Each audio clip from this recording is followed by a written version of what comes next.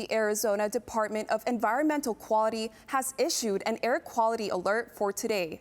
Coming up, we look at what's causing the issue. Plus, we talked to former Arizona Congressman Jim Colby about his memories of 9/11 as we approach the 20th anniversary of that day. And later on Break It Down, the stress, anxiety, and depression that surrounds the COVID vaccine. Cronkite News starts now. Good evening and welcome to Cronkite News on Arizona PBS. I'm Shawn DePaz. And I'm Diana Quintero. Thank you for joining us. Hundreds of medical journals are warning that a rapidly warming climate is the greatest threat to global public health. The editorial urges world leaders to cut heat-trapping emissions and avoid catastrophic harm that may be impossible to reverse. Already, scientists establish links between the climate crisis and a wide range of adverse health effects. In the past 20 years, heat-related deaths among people over 65 has increased by more than 50%. The editorial says the world cannot wait for the pandemic to end before working to rapidly reduce emissions. No rise in temperature is safe, and current climate action is not enough. You may have noticed the thick or cloudy air outside recently. That's because a high pollution warning for the Phoenix area. Cronkite News reporter Raven Payne joins us from the newsroom to tell us September's heat can carry pollution with it. The Arizona Department of Environmental Quality issued a high pollution advisory effective today and tomorrow. This warning for ozone levels can be caused by car emissions, industries, and solvents and paints. But here in Phoenix, sunlight and wind are the two main factors. Early September in Phoenix brings a lot of sun and the occasional breeze, but this year high ozone levels are also here in the valley. Wind from the northwest can pick up pollution on its way through the valley, and longer summer days mean more sunlight, an ingredient for high ozone levels. So what we typically see here in the Phoenix Valley is ozone at its highest, generally at the end of April all the way through the end of September, and that's because ozone requires sunlight. Pace says people with asthma or other lung conditions might see increased symptoms with the pollution advisory. If you are sensitive to ozone or any other air pollution, the ADEQ recommends you spend time indoors over the next several days. In the newsroom, Raven Payne, Cronkite News. Photos from the Tucson National Weather Service show Arizona is significantly greener compared to last year. The change you can see on your screen here is due to increased rainfall this monsoon season. It was the third wettest summer in Arizona, but don't be fooled, Arizona is still in a moderate to severe drought. So while the new greenery may be nice to look at, it could spell fire danger as we move into the fall and winter months. Phoenix and other cities around the valley are helping local farmers by providing water. Farmers are struggling with a water shortage, especially with the Colorado River experiencing its first ever drought. In 2019, the Valley cities made the drought contingency plan and started a savings account of water in underground storage facilities. Phoenix alone plans to give 12,000 acre-feet of water to struggling farmers. The city doesn't think its plan will affect its residents' clean water supply due to years of saving up heavy amounts of water. Many Arizonans rely on Amazon for deliveries, and activists in California want the retail giant to use cleaner shipping practices. Cronkite News reporter Amanda Day is in our Los Angeles bureau. She explains why activists are fighting for 100% zero-emission shipping. We call on Amazon to adopt zero-emission shipping, to oppose environmental racism, and promote the clean, healthy environment. That was a voice of one of the activists who gathered in Long Beach to fight for 100% zero-emission shipping from Amazon. Many major retail companies are using ships that run on fossil fuels, otherwise known as dirty ships. Heavy fuel oil on the seas and at ports. Amazon poisons our climate, accelerates our path towards climate catastrophe. It poisons port communities who live close to these ships and have to breathe in particulate matter, sulfur oxide, nitrous oxide. Air pollution is so bad in this area of Southern California, health advocates have nicknamed it Asthma Alley. Activists have come together to encourage zero-emission shipping to major retail companies like Amazon. The presentation with the black powder of what the emissions, using the technologies of cleaning the air that they emit, that the black powder is that residue that's left over. So it's really crazy to see that that's what we're breathing in. Amazon declined to comment on 100% zero-emission shipping with Cronkite News, but according to their website, there is a vision to have half of their shipments reach net zero carbon by 2030. We are in communication with them, but we are also understanding that, change takes people power, and so we're building that kind of people power from the outside to pressure them. In Long Beach, Amanda Day, Cronkite News. To learn more about dirty shipping practices and the fight for zero-emission shipping, you can visit pacificenvironment.org. Coming up after the break, we take a look at how the city of Tempe is helping provide homeless adults with shelter during the summer heat. Plus, all this week, we're taking a look back at the events of September 11th. After the break, we hear from former Arizona Congressman Jim Colby on his memories of 9/11.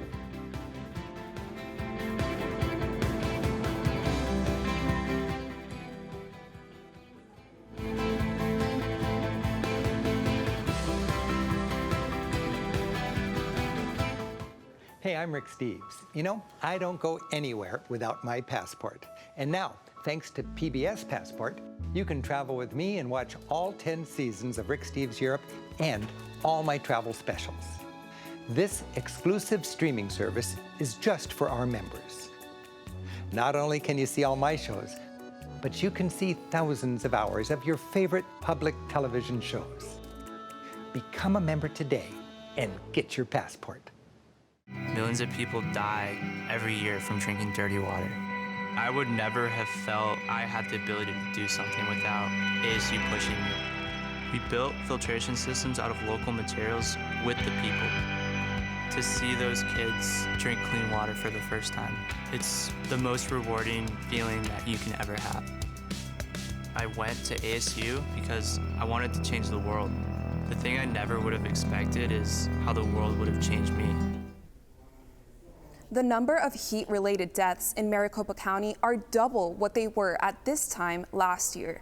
Extreme heat has an extreme impact on our community, especially on populations experiencing homelessness. To address this problem, the city of Tempe, in partnership with Arizona State University, has unveiled a first-of-its-kind mobile cooling station.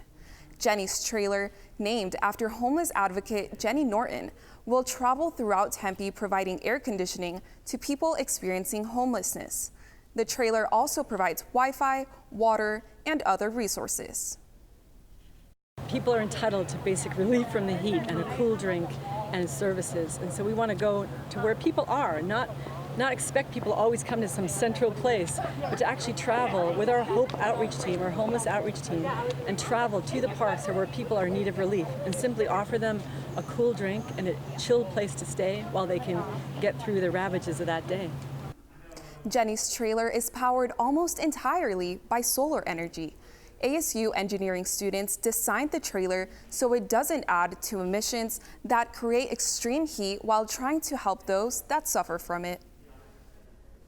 Throughout the week, as we approach the 20th anniversary of 9/11, Arizona PBS is featuring stories from Arizonans as they reflect back on that tragic day. Cronkite News reporter Lauren Quinlan spoke with former U.S. Congressman Jim Colby about what he experienced as he watched our country rally together during a difficult time.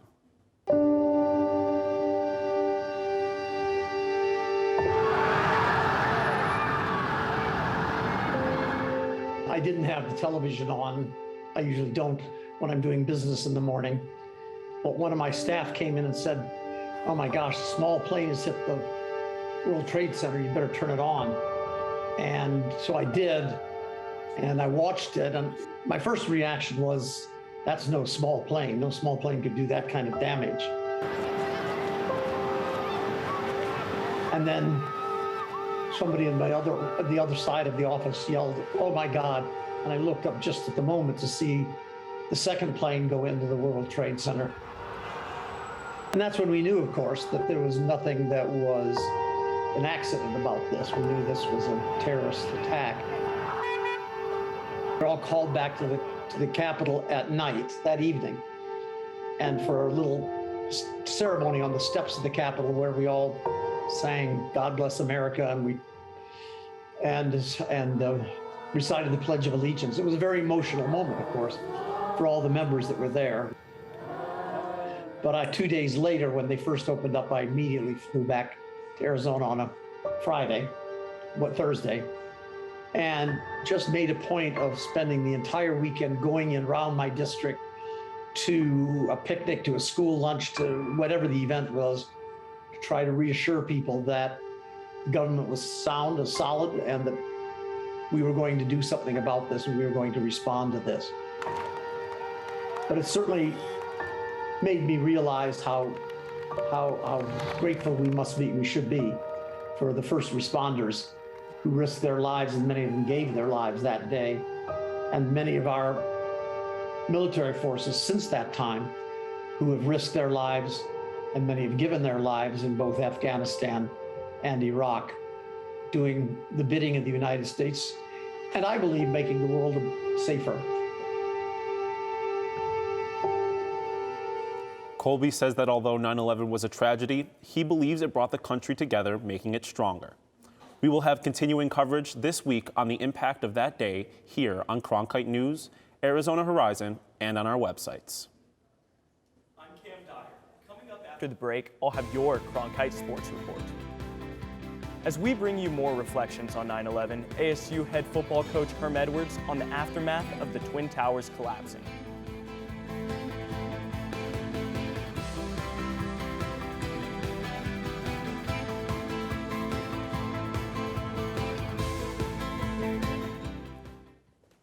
Hey, I'm Rick Steves. You know, I don't go anywhere without my passport. And now, thanks to PBS Passport, you can travel with me and watch all 10 seasons of Rick Steves Europe and all my travel specials.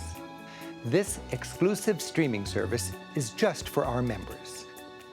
Not only can you see all my shows, but you can see thousands of hours of your favorite public television shows. Become a member today and get your passport. Millions of people die every year from drinking dirty water. I would never have felt I had the ability to do something without ASU pushing me. We built filtration systems out of local materials with the people. To see those kids drink clean water for the first time, it's the most rewarding feeling that you can ever have. I went to ASU because I wanted to change the world. The thing I never would have expected is how the world would have changed me.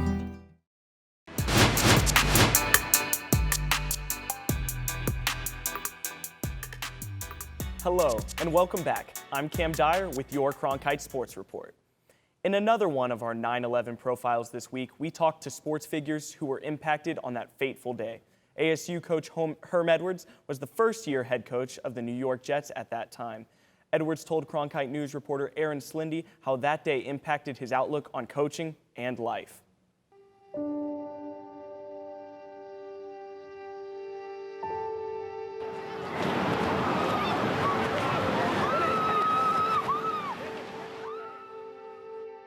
So what was really maybe the greatest thing I've ever done as a coach is we gathered our players together, and we went on buses. It's about 4 buses, and we went down to the site, and we loaded trucks that were going in bringing water and supplies to all the first responders. And it was amazing when we showed up as a football team. And you looked at that. You looked at the building, it was just down. You know, it was like, oh. And the people, like, they looked at us, the first responders, and just the smiles that brought to their face that we come down there. And I said, look, you folks are heroes. I said, you're truly the heroes. Well, Vinny Testaverde was one of our quarterbacks. And he brought back a brick from the rubble. And when we got back to practicing the next week, after we postponed for a week, he stood up in the meeting and said, Coach, this is a brick of the rubble. We got to dedicate this season to the people that lost their lives. That event for me, 20 years now, it's vivid. And every time the national anthem is played, I think about it. I can still see what it looked like. The day before the Trade Centers and the day after, I still have that vivid vision of, wow. Tomorrow, our coverage continues with former Diamondbacks president Rich Dozer. Last night, the Phoenix Mercury battled it out with the Indiana Fever. The Mercury were up by as much as 17, but won by only 5, thanks to a late surge by the Fever. But the most important thing, we got the W, and we had to find a way. It wasn't always pretty, but sometimes you have to win a little bit ugly, and we got it done. Mercury's win streak improves to 9, which is the second longest in franchise history. Tomorrow, they play in Atlanta, going for 10 straight. That does it for today's Cronkite Sports Report. Back to you, Diana and Shawn. That's it for Cronkite News tonight. Thanks for joining us. For top Arizona stories anytime, go to cronkitenews.azpbs.org.